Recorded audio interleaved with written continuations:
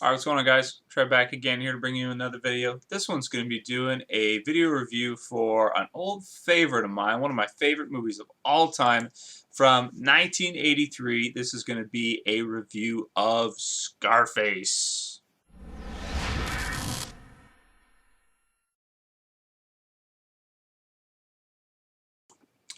So, right, this movie came out in 1983. I actually wasn't even born until 1986. So this came out 3 years before I was even born. Obviously, is not the type of movie you should watch if you're under the age of probably about 14, 15, I'd say. After that, have at it. But before that, probably not for kids, that's for sure. But this, to me, and why it's, well, first of all, I should say, why is it one of my favorite movies of all time? Well, for me personally, I think that Al Pacino in this movie really epitomizes badass, the term badass. When you think about a character that is badass, Tony Montana is the baddest ass of any character in any movie, TV series, any piece of literature, anything. For me, anyway, he epitomizes badass. He's not afraid to go after what he wants in life, even if it's not necessarily justful or like a good thing, morally the right thing to do. He'll go after it anyway. He'll kill anyone that stands in his way to get to what he wants until basically, and he does it at the end of the movie. Of course, he's at the top of it all essentially. I'm going to try to keep the spoilers to a minimum, but I mean, this movie came out.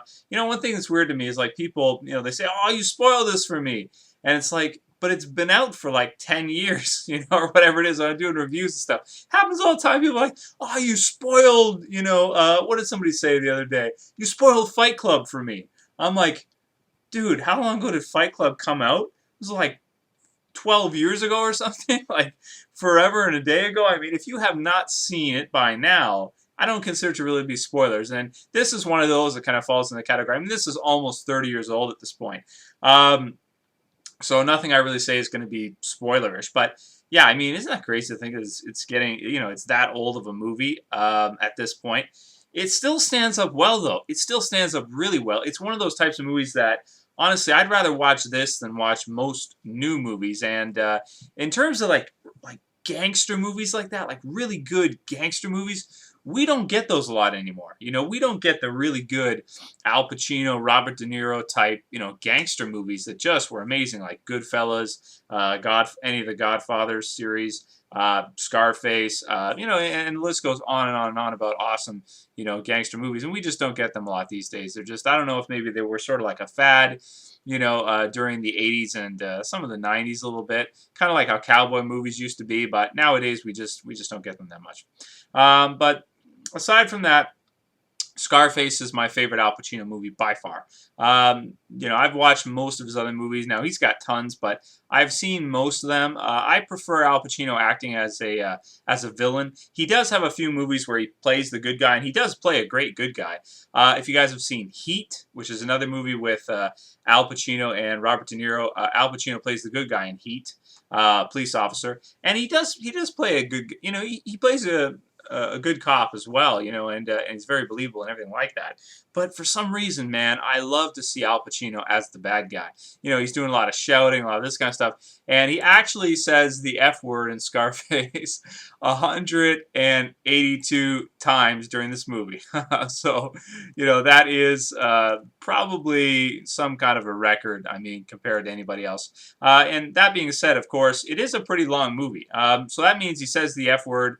Actually, it's 180 minutes, the movie, and he says the F word it's 170 minutes, the movie, and he says the F word 182 times in the movie. So that means, on average, Tony Montana or Al Pacino he's dropping F-bombs more than once every minute of the movie, all the way through to the end.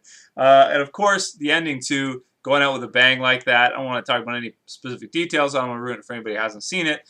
But I think it makes sense. And I think it's fitting of the character, because after you have everything like that, it's just going to go downhill once, especially somebody like him. Like his character, Tony Montana, he's like, like a kind of like a shark. He just wants to, get everything. But then once he's got it all, what does he do with it? He just gets bored, because he's that type of character that he wants to always be going after something, and once he has everything he needs, he just kind of life kind of changes for him, and he just kind of feels stagnant. He's got, it's kind of like with people. You always got to be working towards something. So, and if you're not, then you just feel stagnant. You get bored, and life kind of sucks.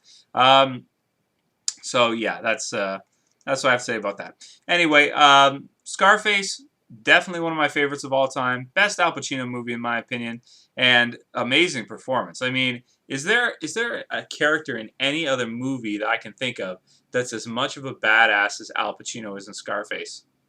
I don't think so, man. This is like the ultimate badass movie. If you guys want to see, if you have not seen Scarface, and you watch some of my other videos like Walking Dead or whatever, and you want to see when people use the term badass, this is exactly what they're talking about. In terms of a score, for what Scarface is, I'm going to give it a perfect 10 out of 10. I think that for its time and everything like that, the fact that I'm even doing a review almost 30 years later on this movie, really shows how much I love the movie, really shows how good the movie is, and how almost nothing else I think can really be compared to Scarface. It's not really like hardly anything else. It's really unique. And it is long, 170 minutes, movies nowadays are not that long. You won't find many movies that are almost 3 hours long like that. Hardly any, like only once in a while. Most of them are a lot shorter, but the length of the movie, the pacing is really good, and it does feel like it's kind of a cool journey to follow, Tony Montana through it from the beginning to the end, because the spot that he's at the end is like totally different situation than where he started. So you really feel like you're following through with this character's life, and it's fantastic, man. So absolutely love Scarface. I'm gonna give it a 10 out of 10. One of my favorite gangster movies of all time. And say goodnight to the bad guy. Later, guys.